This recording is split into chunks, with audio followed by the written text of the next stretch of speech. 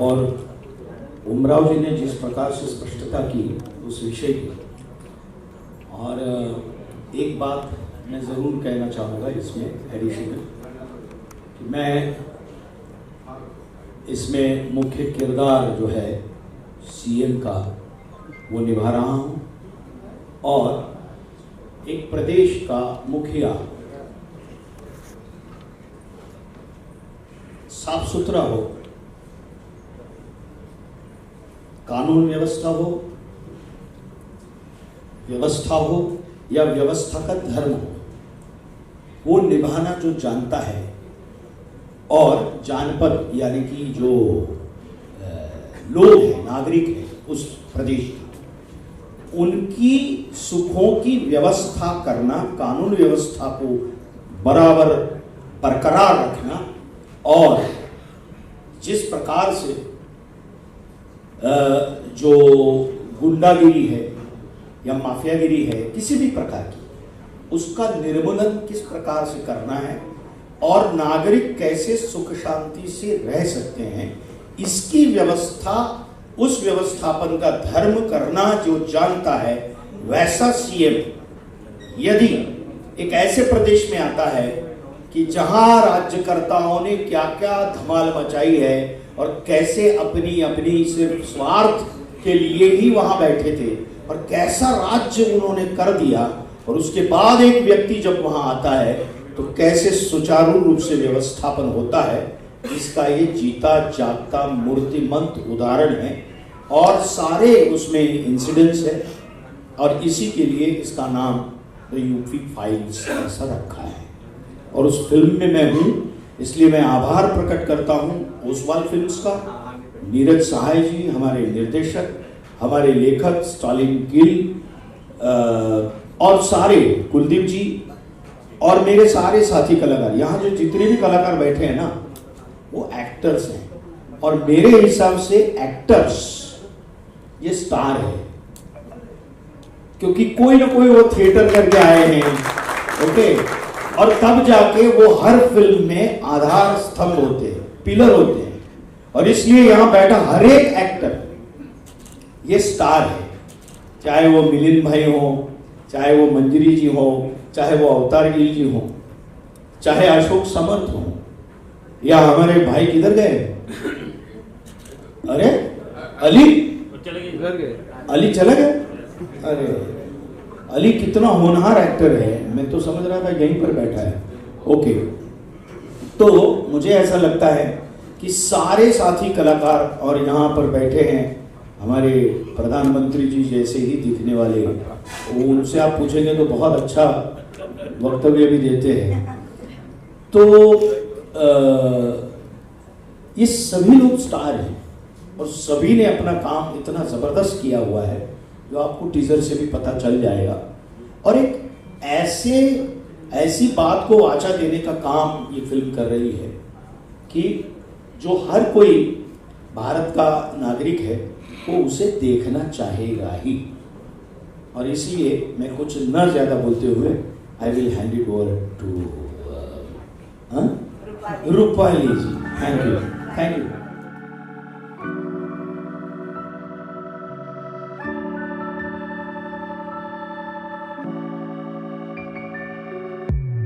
मुझे बोला गया था कि 1 बजे आना है, मैं लेट नहीं, मैं बहुत टाइम पे आ रहा हूँ। बहुत बहुत धन्यवाद। मेरे दोस्त हैं ये मनोज जी, और मनोज जी को मैं बहुत सालों से जानता हूँ, इनके काम को जानता हूँ। अवतार जी को बहुत दिनों बाद मिला हूँ।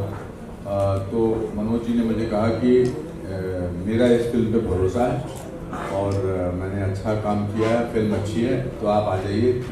और तो मैंने इनसे और कुछ नहीं पूछा और मैं आ गया।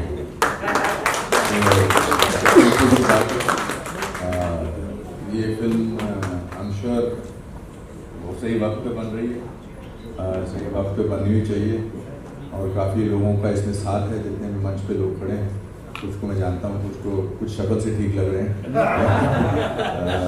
नेक लग रहे हैं, मेरा मतलब ठीक लग रहे हैं, मतलब नेक लग रहे हैं। और मुझे पूरी उम्मीद है कि thank you, I am happy to see you. जिस भी पर्पज़ के लिए ये फिल्म बनी है, उस पर अपने आपको कामयाब पाएगी।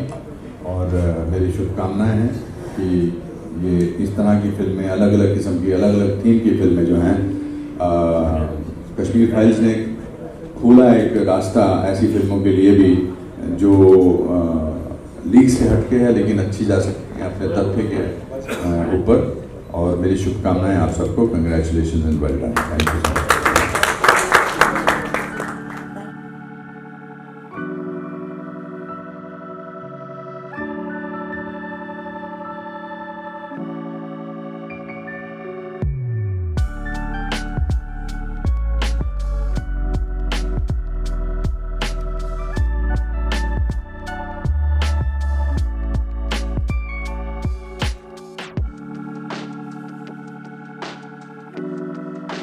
हूँ ऐसा नहीं हूँ, मतलब एटलीस्ट इन दिस फिल्म।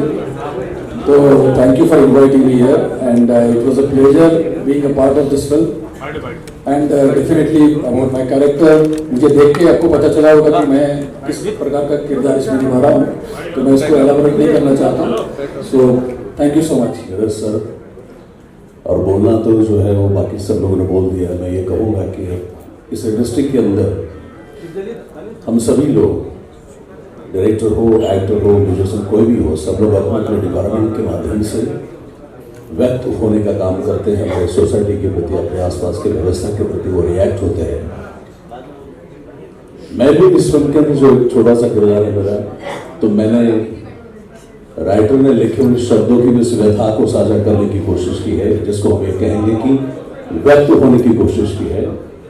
और आगे जाके भी ऐसे व्यक्त होते रहेंगे, पता नहीं कब व्यक्तता का वो एहसास लोगों को किस हिसाब से कनेक्ट हो जाएगा, ये फिल्म के बाद ही पता चलेगा। So thank you very much Naresh sir, आपने मुझे मौका दे दिया और ये बेहतरीन फिल्म जो आज के व्यवस्था के ऊपर भाष्य करने वाला एक सब्जेक्ट तुमने उठाया, ये डेयरिंग किया, और मेरे पूरे टीम के साथ आप सभी लोगों को बहुत बहुत शुभकामनाएं। Thank you very much.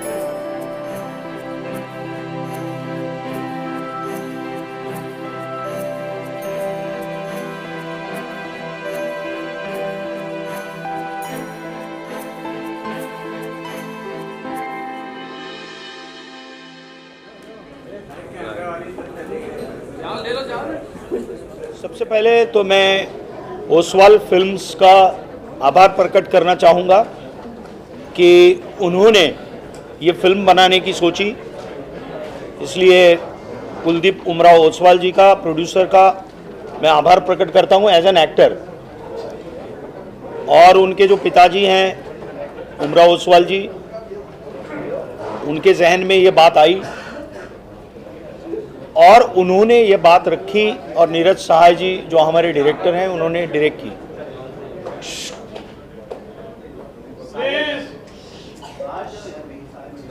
ये फिल्म क्या है ये तो टीजर पे से पता चल ही गया होगा।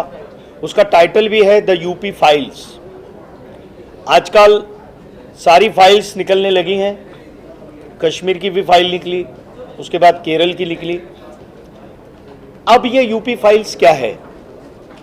तो यूपी फाइल्स ये है कि एक राज्य सत्ताधीश आते हैं वो या तो राज्य को बिगाड़ सकते हैं या राज्य को सुधारने का काम कर सकते हैं। तो जो लोगों ने आके बिगाड़ने का काम किया था यूपी को,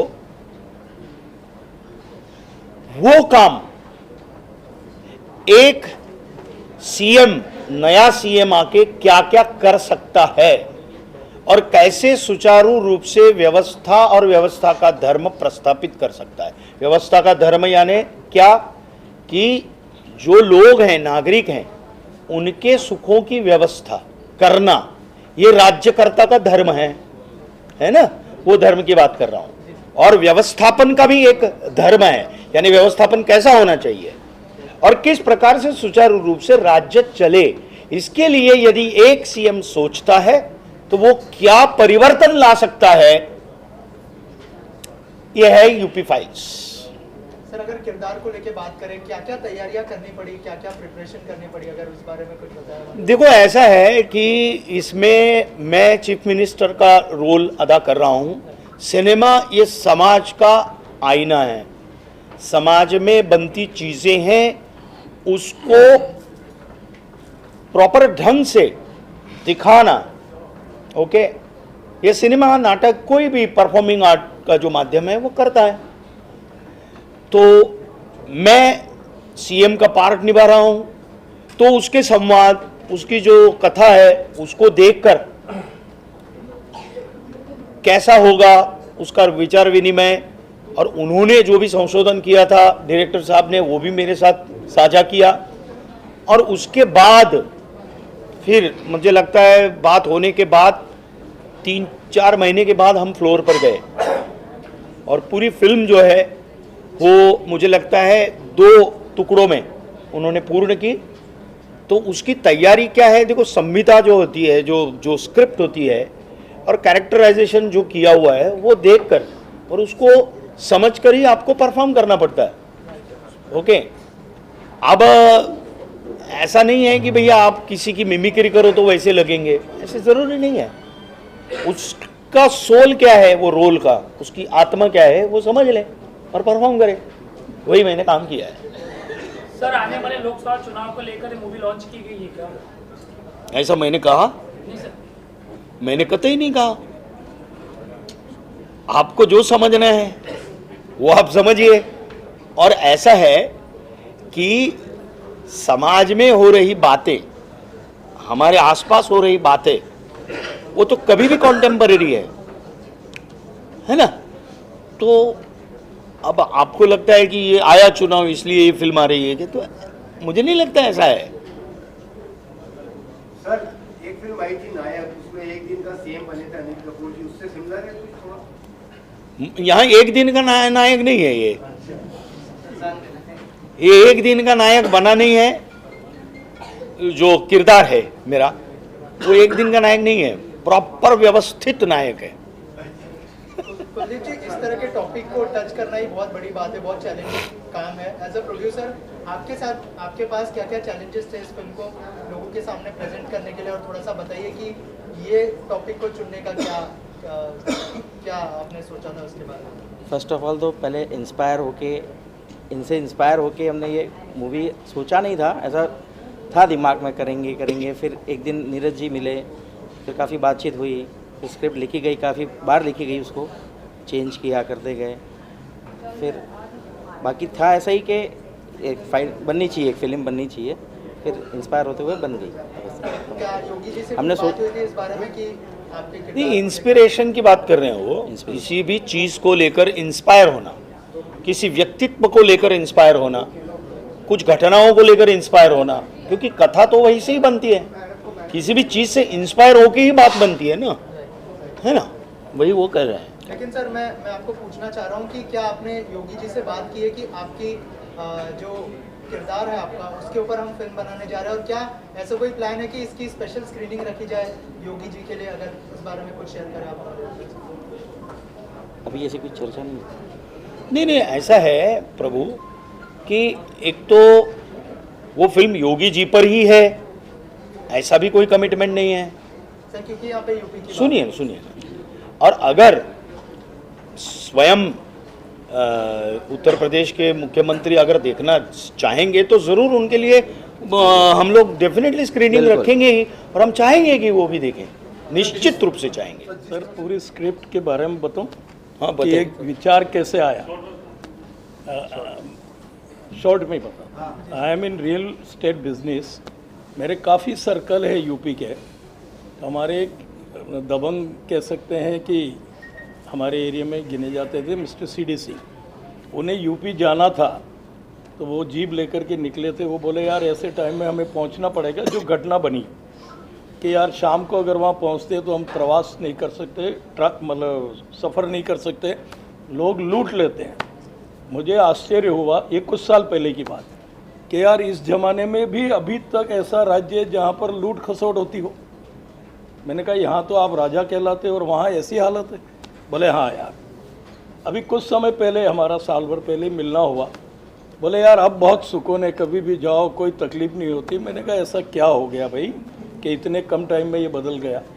तो इसको लेकर के मेरे पूरी हिस्ट्री जानने की कोशिश की, और उसके बाद मेरे दिमाग में आया कि अगर हमारे एक योगी जी के आने से उस बिगड़े हुए स्टेट्स की हालत अगर ऐसी हो सकती है कि जहाँ की दुर्दशा ऐसी थी कि गवर्नमेंट ऑफिस पे भी वहाँ पे प्राइवेट लोग ताला मार देते थे, अधिकारियों को बाहर निकाल कर। उस सारी घटनाओं को जब यूपी को एक बेस्ट स्टेट्स बना दिया, जहाँ पर निडर होकर के औरतें भी रात को निकल सकती है और विकास की गति भी अनाप शनाप हुई, तो मैंने कहा यार क्यों नहीं ये बात हिंदुस्तान के हर कोने तक पहुँचाई जाए।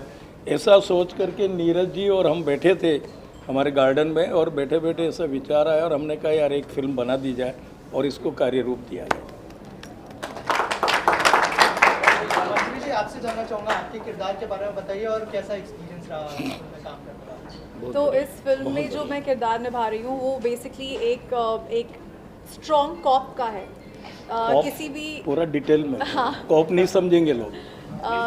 एक अच्छे CM को अपने स्टेट में लॉ एंड ऑर्डर लाने के लिए एक बहुत ही स्ट्रॉन्ग पुलिस डिपार्टमेंट की ज़रूरत होती है। That is where I come in. So I am handling the women department of the police force. I am sure आपका किरदार देखने के बाद बहुत सारी महिलाएं भी इंस्पायर होने वाली है, तो क्या आपने उसी स्ट्रॉन्ग किरदार के साथ ही इसको प्रेजेंट किया? अगर इस बारे में भी कुछ वो तो आप क्या- फिल्म देखेंगे क्या-क्या तो आपको तैयारी पता की? चलेगा मैंने क्या काम किया। अच्छा, तो मैं आपको इस तरह से पूछता हूँ कि बहुत सारे कॉप हमने देखे हैं बॉलीवुड में, क्या आपने किसी से इंस्पिरेशन ली किरदार के लिए? अगर नहीं, मैंने फिल्म में से किसी से इंस्पिरेशन नहीं ली। I did my research about the real female cops that are there India में, तो उनमें से एक के ऊपर I have done my little research. बता सर, क्या कहना चाहेंगे आप? आपका एक्सपीरियंस कैसा रहा पूरी फिल्म का? और जैसे मैंने कहा कि बहुत ही इंटरेस्टिंग टॉपिक है और लोग आई एम श्योर देखना चाहेंगे इसको, और अगर आप शेयर करना चाहें कि आपका एक्सपीरियंस कैसा रहा और अगर आपके किरदार के बारे में कुछ बताओ। मेरा एक्सपीरियंस बहुत अच्छा रहा, क्योंकि मैं नीरज को बहुत सालों से जानता हूँ। इसने हमारे साथ बहुत एज ए असिस्टेंट फिल्में की, और इसमें जो किरदार है वो अपना CM के गुरु का है, और CM के गुरु के प्रति वो कैसा बचपन से ही उसके साथ है और उसकी आज्ञा मानता है, उसका बहुत ही ओबीडियंट शिष्य है, और कैसे उन दोनों में एक बड़ा अच्छा रिलेशन है, और कैसे उसको इंस्पायर करता है वो आदमी कि भाई आपको ये काम करना चाहिए, और वो इस बात को मान लेता है, और फिर आगे धीरे धीरे धीरे वो CM बन जाता है। और मैं समझता हूँ आज के ज़माने में ऐसी फिल्म बनाना बहुत ज़रूरी है, क्योंकि ये वक्त की रिक्वायरमेंट है कि अलग अलग किस्म के सब्जेक्ट बने, लोगों को आदत हो देखने की नई नई फिल्में, अपने खुद की फिल्में, अलग अलग स्टेट की फिल्में, और क्या हो रहा है, क्या होना चाहिए और क्या हम एक्सपेक्ट करते हैं, उस किस्म की चीज़ों को बनाने की कोशिश की है। तो मैं मेरी तरफ से बहुत बहुत मुबारकबाद उस्मान साहब को और नीरज को। ऐसी फिल्म बनाने के लिए हिम्मत चाहिए। ऐसी फिल्में पैसे कमाने के लिए नहीं बनती, एक फीलिंग से बनती है, एक इंस्पिरेशन से बनती है, या कोई आप अच्छा काम करना चाहते हैं तो ये एक बहुत मजबूत कदम है प्रोड्यूसर और डायरेक्टर की तरफ से, जो आज के ज़रूरत है उसके लिए। मेरी तरफ से एक बार फिर बहुत बहुत मुबारकबाद आप दोनों। शाबाश सर, आप क्या कहना चाहेंगे इस फिल्म के बारे में? मैं यही कहना चाहूँगा कि मेरे लिए एक ऑनर है इस फिल्म में काम करना। क्योंकि जब ये नीरज मेरे पास आए और उन्होंने मुझे रोल बताया तो मैंने कहा कि यार फुटेज नहीं है, कुछ मज़ा नहीं आएगा। तो अरे भाई सुन लो। तो नीरज आए मेरे पास, उन्होंने मुझे कहानी बताई। कहानी तो बहुत अच्छी लगी, लेकिन मेरा किरदार, बोले भाई अभी सारी कास्टिंग हो चुकी है, ये मेरा एक किरदार है, I want you to do it. तो मैंने कहा कि यार इसमें कुछ इतना वो नहीं है। तो बोले आप एक बार विस्तार से स्क्रिप्ट के साथ सुनो। उन्होंने मुझे आके बताया और मुझे बहुत अच्छा लगा, बहुत इंस्पायरिंग लगा। क्योंकि नेगेटिव फोर्स जब तक स्ट्रॉन्ग नहीं हो तो पॉजिटिविटी कभी उठ के नहीं आती सिनेमा में, जैसे आप सब जानते हैं। तो मैंने एक डीसीपी का रोल किया है, बहुत स्ट्रॉन्ग कैरेक्टर है, ज़्यादा फुटेज नहीं है, लेकिन सीएम साहब के साथ कन्फ्रंटेशन के सीन और ये उनके कैरेक्टर को और ज़्यादा उरूज देने का काम करता है ये character, one of those characters. और ख़ास तौर से नीरज सहाय ने इतनी शिद्दत और इतनी मोहब्बत से ये फिल्म बनाई है और इतना उसने काम किया है, मतलब एक 1 पॉइंट एजेंडा जिसे कहते हैं, उस तरह से उन्होंने फिल्म बनाई है। आई am very happy with the result. जो टीजर देखा कमाल है और हमारे प्रोड्यूसर साहब, इंटायर स्टार कास्ट सब सारे दोस्त हैं और it was a pleasure. Manoj sir, और एक चीज़ आपसे जानना चाहूँगा, जैसे अवतार सर ने कहा कि इस तरह के टॉपिक पर पिक्चर बननी चाहिए और आपने भी कहा कि फिल्में समाज का आईना होती है, तो आपको लगता है कि ये फिल्म देखने के बाद और स्टेट्स को भी एक मैसेज जाएगा कि क्राइम रेट्स कैसे कम किए जाते हैं और बहुत सारी चीज़ें और भी बताई जाएगी इस फिल्म के थ्रू? निश्चित। दूसरी प्रोड्यूसर साहब ने जिस तरह से विस्तारपूर्वक कहा, ये 1 मिनट आप लोग बात करना थोड़ा सा बंद करेंगे या तो आप बाहर जाइए। मेरा कहना इतना ही है कि एक स्टेट, एक राज्य जिसमें चाहे वो भूमाफिया हो, चाहे वो बंदूकधारी माफिया हो, चाहे वो किसी भी तरह के माफियाज हो, जिससे पूरा सिस्टम खोखला हो जाता है और जंगल राज हो जाता है, तो ऐसे जो व्यवस्था है वो बिगड़ गई है। और ऐसे में एक सीएम आता है उस प्रदेश में, और उस प्रदेश में माफियाओं से लेकर सारे भूमाफियाओं से लेकर कैसे विकसनशील बनाता है उस प्रदेश को, ये कहानी है। और ये कहानी आवश्यक है लोगों तक पहुंचनी और जानी चाहिए। इसलिए प्रोड्यूसर का, नीरज जी का बहुत बहुत मैं धन्यवाद बार बार बोलता हूं कि इस प्रकार के विषय आने ही चाहिए और लोगों के सन्मुख जाने ही चाहिए। कि एक सेल्फलेसली काम करने वाला व्यक्ति जब आता है, कि जिसको कोई पर्सनल गेनिंग का इंटरेस्ट नहीं है, उसको एक ही गेन का इंटरेस्ट है और एक ही सुख में उसका सुख है, जो प्रजा का सुख हो वो मेरा सुख है, ऐसा मानने वाला जो प्रदेश का मुखिया है, वो मुखिया कैसे चेंज करता है पूरे प्रदेश को। और ये हमने अपनी आंखों से, हमने न्यूज में सब जगह देखा हुआ है और यूपी में खासकर हम सब लोग परिचित हैं इस चीज से। और कैसे उनके आने के बाद यूपी विकास किस तरह से दिन प्रतिदिन बढ़ाता जा रहा है, हम आज भी देखते हैं। यूपी मतलब आज अयोध्या बना, अयोध्या के कारण पूरे उत्तर प्रदेश की जो इकोनॉमी है वो कितनी जबरदस्त तरीके से ये होगी। मैं तो एक खाली उदाहरण बता रहा हूं, अद्भुत उदाहरण है ये। उस प्रकार से चाहे वो फिल्म सिटी का भी माध्यम हो, अगर उत्तर प्रदेश की बात हो रही है इसलिए मैं बोल रहा हूं, तो जैसे कहा कि रात को निकलना मुश्किल होता था, एक थोड़ा जो माफियाओं से डर का जो माहौल था, ओके, वो डर खत्म कर दिया और विकास का रास्ता इतना जबरदस्त खोल दिया कि वो मतलब 6 रोड का रास्ता हो गया। तो ये बातें सब पहुंचनी चाहिए लोगों के समक्ष, है ना। तो आपके सवाल का यही जवाब है। Thank you sir. आप क्या कहना चाहेंगे लास्टली, अगर कुछ कहना चाहें हमारी ऑडियंस से फिल्म के लिए, और क्या आपसे सर? अशोक जी बोलिए। मुझे तो ऐसा लगता है कि जो भी बातें होनी थी वो सारी बातें हो गई अभी, और केवल फिल्म के बारे में मैं जिक्र करूंगा कि इंस्पिरेशन होता है। जैसे ओसवाल सर ने बताया कि 1 साल में परिवर्तन उन्होंने देखा, तो मुझे ऐसा लगता है कि ये इन लोगों का बहुत बड़ा बड़प्पन है। बड़प्पन इसलिए है कि कमर्शियल थॉट प्रोसेस इनके दिमाग में नहीं आएगा। मनोज जी ने ये कहा कि ये सोसाइटी का मिरर है, आईना होता है। हम लोग जो है इस माध्यम के जरिए हम रिएक्ट होते हैं, हम व्यक्त होते हैं। और एक बिजनेस अच्छा खासा चल रहा है, एक इंसान को ऐसा लगा कि मुझे अपने सोसाइटी और समाज के प्रति रिएक्ट होना है। उन्होंने सिनेमा या माध्यम चुन लिया, नीरज जी के साथ बैठकर स्क्रिप्ट के बारे में वर्कआउट किया। अब ये कहानी के अंदर बिगड़ी हुई जो व्यवस्था है, तो अब ये कहानी के अंदर जितने किरदार होते हैं उन सारी वृत्ति और प्रवृत्ति का प्रदर्शन ये सिनेमा है। तो उसमें से एक प्रवृत्ति का किरदार मैं निभा रहा हूँ, जो एक क्या कहते हैं उसे, बिगड़ी हुई इस व्यवस्था का नायक कहेंगे हम लोग। तो ये सोसाइटी से ही हम लोग उठाते हैं, सोसाइटी को ही हम लोग फिर वापस देने की कोशिश करते हैं। उसको करेक्ट करने की कोई ज़रूरत नहीं होती। कई बार वो लगता है, अगर लगे तो लगना भी चाहिए। तो मुझे ऐसा लगता है कि ये एक्सपेरिमेंट हो रहा है, होने जा रहा है, और इस एक्सपेरिमेंट का परिणाम भी नज़र आने लगा है।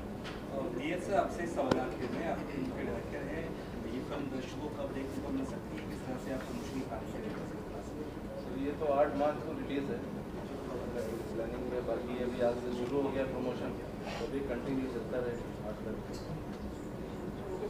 मैं सिर्फ ये कहूँगा कि आप लोगों की मदद के बिना काम नहीं होगा। आप सबकी हेल्प चाहिए ऐसी फिल्म में। आप लोग जितना प्रमोट कर सके, आपकी मदद के बिना नहीं होगा। विश्व गुरु बनाने आप सबको हम रिक्वेस्ट करते हैं कि आपकी मदद चाहिए हम लोगों को इस फिल्म के लिए, प्लीज। एक बात सर ने जो दोहराई है उसको ही मैं आगे बोलता हूँ कि जो एनिमल राज था, जो रावण राज था, उसको खत्म करके कैसे राम राज्य प्रस्थापित हो सकता है, उसका उत्तर है द यूपी फाइल्स। और दूसरी एक बात हमारे प्रोड्यूसर साहब और हमारे उमराव जी कुछ आपसे बातें करना चाहेंगे, लेकिन मैं मीडिया से प्रार्थना करता हूं कि इस फिल्म के लिए आप जितना हो सके उतना जनता के करीब जाए और जनता तक पहुंचाए। ये बात सब पहुंचाने को लेकर के मैं बहुत एक्साइटेड हूँ। बहुत ही डिफरेंट कैरेक्टर मैं कर रहा हूँ। फिल्म अपने आप में मुझे बोलने की ज़रूरत नहीं है, इतने स्ट्रॉन्ग कैरेक्टर और ऐसे शख्सियत के ऊपर ये फिल्म बेस्ड है। वो तो आप जब इसका प्रोमो देखोगे तो आपको पता ही चल जाए, मतलब आपको तो पता ही है, और प्रोमो भी देखोगे तो आप पता चल जाएगा क्या है। एंड मेरा कैरेक्टर थोड़ा सा अलग है, जो मैंने कभी किया नहीं है। मैं उनका पीए बना हूँ एंड अलग गेटअप है, एंड वो करने में ही फिल्म शूट करते वक्त ही इसका फील बहुत अलग आ रहा था। बहुत ही डिफरेंटली ट्रीट किया है इस फिल्म को नीरज सर ने, and I am very hopeful with the film ji.